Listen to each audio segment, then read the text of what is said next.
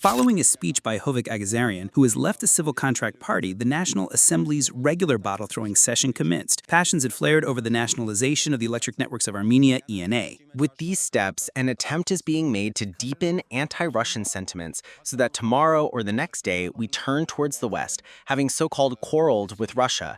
And the West begins with Turkey. And for us to start going to the West from Iran, Turkey will say 300,000 refugees. A tiny fraction of those 300,000 refugees will come to Armenia, and you all know what will happen.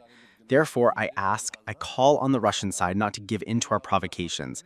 Thank you. Agazarian sees a geopolitical element in this dispute. After the speech, a perplexed MP Sovanar Vardanyan approached the NA podium. She observed her colleagues' verbal sparring and tried to calm them down, so that after the bottle throwing, it wouldn't escalate into a brawl. Hakop Arshakian joined the calming group with calls and audible signals. The speech represented foreign interests more than Armenian ones. I didn't like it either, but please do not give in to emotions. You have opportunities to make speeches, you can respond with speeches, and do not shout from your seats. Shouts, a thrown bottle, and what else would have happened if Hovik Agazarian had not been escorted out of the session hall? There you go. Left to rely on Agazarian.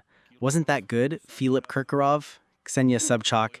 It didn't work out with Kirkorov, Sobchak, and Igor Krutoy, so now they've sent Agazarian here to give false testimony against Armenia, an official who, according to the Constitution of the Republic of Armenia, represents the entire people, not just his voters, the entire people, and therefore the entire Republic of Armenia. He gives false testimony against Armenia, claiming that Armenia is provoking and asking a foreign state to not give in to provocations. This is an absolute disgrace. Yet Gyoyan opposes the opinions that Sambo Karapetyan is being politically persecuted. Instead, he urges them to deal with Agazarian's statements.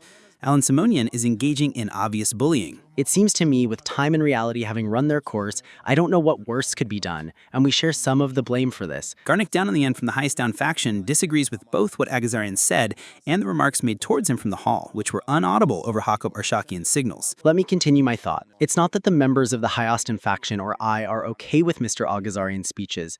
We are not okay, but we never allow ourselves to use that vocabulary. You are an educated, literate man. How can you say such a thing?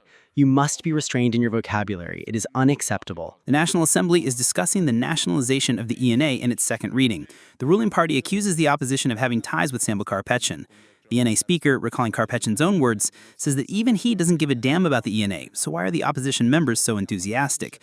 Fellow party member Bob Kantunyan is also surprised. This is to control the risks and, if necessary, to introduce management there. And yesterday I was looking at the program provisions and speeches of the Armenian Revolutionary Federation, where, Mr. Manassian, both in your speeches and in your program documents, you state that although you support a market economy, the state should have maximum participation in strategic infrastructure companies like Valia Jur and so on. From the opposition, Artsvik Minasanian responds to the ruling party's claims, saying there have been other cases where the government took over the management of an entity and failed.